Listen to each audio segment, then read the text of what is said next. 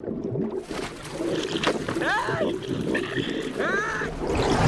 a competitive swimmer for more than half of my life, I've come to love the water, and as an extension, any movie or scene that is water related. Like, you know those camera shots when the camera is half in the water and half above the water? Fucking love those. This love for water has fueled my obsession with shark horror movies, and with that said, welcome to Rotten Damians. Today we are discussing the horrifying truth of Open Water 3 Cage Dive.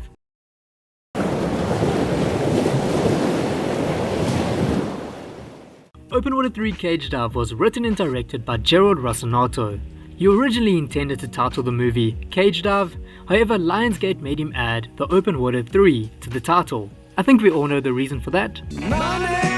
There was an already established brand with the Open Water franchise, so by adding it to the title it could potentially attract more customers, and it did somewhat work. With a budget of $120,000, they managed to pull in a little over a whopping $1.5 million. Speaking about the franchise as a whole, it has always kind of been a little bit sketchy. The original Open Water was marketed as a true story, and it was in fact based on true events.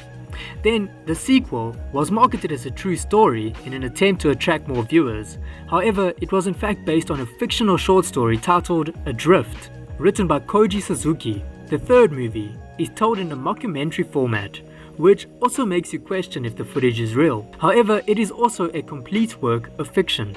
It just goes to show you that you should always take based on true events with a grain of salt.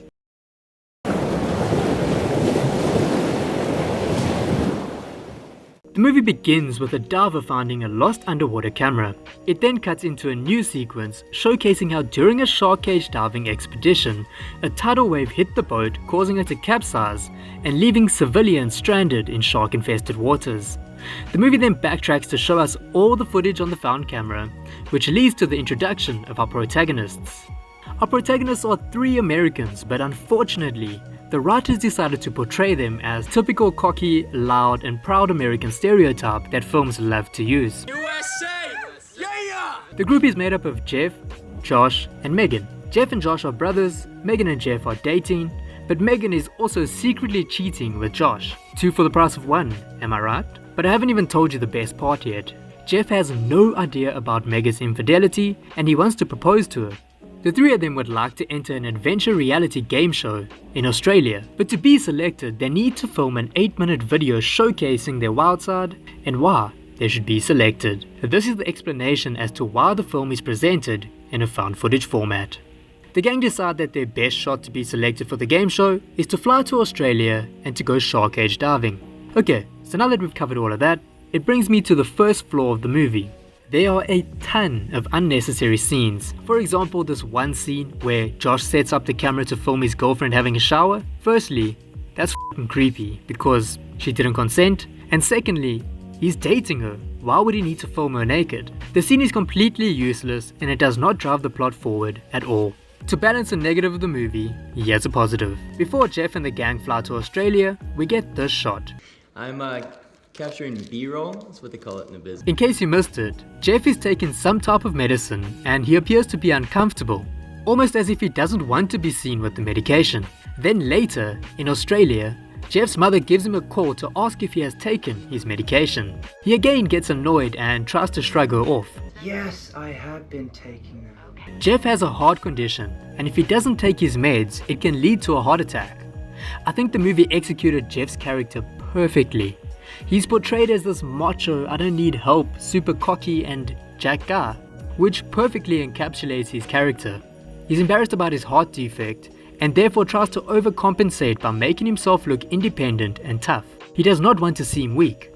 The protagonists make it to the shark cage diving, and this is possibly one of the best uses of CGI I have ever seen. Firstly, when they're in the cage and the sharks are swimming around, it looks so realistic I wouldn't be surprised if they genuinely went shark cage diving and filmed it. Secondly, the tidal wave sequence is a cinematic spectacle. The visuals are amazing, the sound design is epic, and the acting is phenomenal. If you've never seen the movie, this scene alone makes it worth a watch. The ship capsizes, leaving our protagonists and a few randoms bobbing about in the water.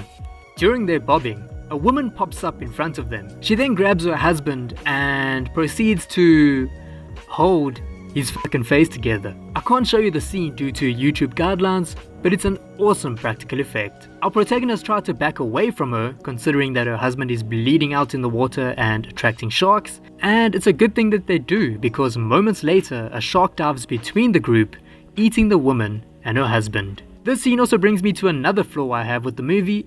During intense action scenes, the film creators decided to add this annoying glitch to the camera. They added it to try and enhance the tension of the scene. However, to me, all it does is decrease the pace of the film and annoy me. I could see it being effective. However, where they went wrong was not keeping the glitch consistent. During the boring laugh scenes, there is no glitch.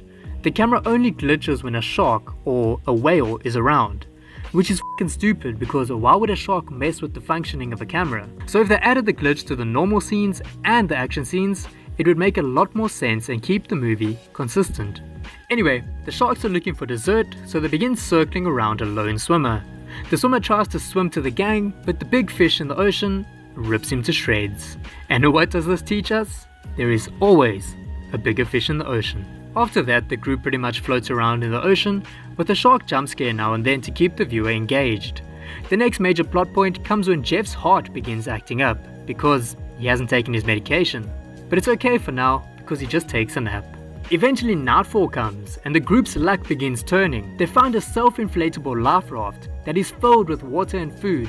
It even has... We got protein, Josh. Now all they have to do is sit and wait to be rescued. There's no way they can screw that up, right? Wrong. During the night, the group come across a survivor floating about in the ocean. She's pulling a Jack and Rose by passing out from hypothermia, so Josh gets into the water and brings her aboard. They then brainstorm methods to make her warmer, and Megan, the genius, decides to light a flare in the raft, causing it to catch alight and leading to the protagonists jumping back in the water. But at least they've grown in numbers, right? So they can ward off the sharks.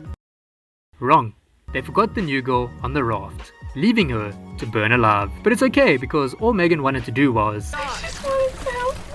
Once they're back in the water, they begin playing the blame game, and Josh accidentally lets it slip that he and Megan are cheating together. Jeff and Megan begin arguing and move away from the group, breaking shark survival rule number 1. While the group is split up, one of the sharks senses that Megan is single, so he approaches her. First date, kinda nervous. The date goes well, so the shark decides to pull Megan underwater and introduce her to his family. In case you didn't understand the joke, Megan got eaten. The next morning, Jeff works himself up, trying to express his anger to Josh. The increase in his heart rate leads to a heart attack, and Jeff's passing.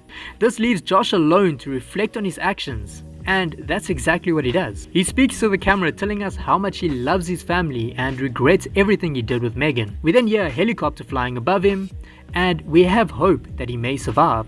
Josh begins splashing about in the water, trying to signal the helicopter.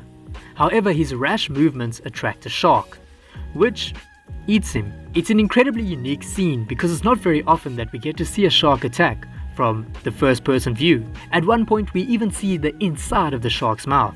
And that's the end of the movie. On that note, we may as well end on a positive. I really enjoyed the movie's ending, because although our characters were loud, obnoxious and stupid, Josh's final speech really humanized them. Please tell my mom and dad that I love them. For the first time in the film, we can relate to the characters and root for Josh's survival. Sure, they're all of those bad qualities, but they're also human, and they made a few mistakes. The only difference between us and them is that we have time to fix our mistakes.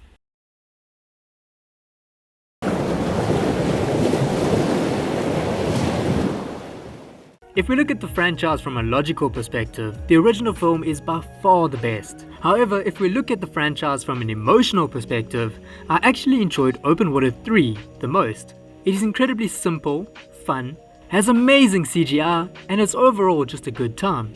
All in all, if you can overlook the pointless scenes, glitches, and the poor acting, the movie is actually pretty solid. I would give it 6 rotten Damians out of 10. If you're contemplating a watch, the CGI and the final scene definitely make it worthwhile.